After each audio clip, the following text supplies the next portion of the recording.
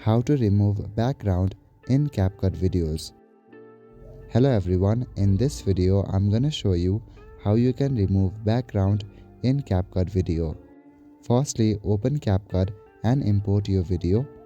Once imported, you will land to the editing page. Right now, as you can see, my video has a lot of movements. Make sure that you select a video that has less movement. Tap on the video clip and from the bottom panel, go to Remove BG option. Inside Remove BG, you will see three options. Select Chroma key. If you have a solid background, then you can use Chroma key to remove the background. It selects the color and removes that from the video. For a video like this, you can select Auto Background Removal. Go back to your previous page, select Auto Remove.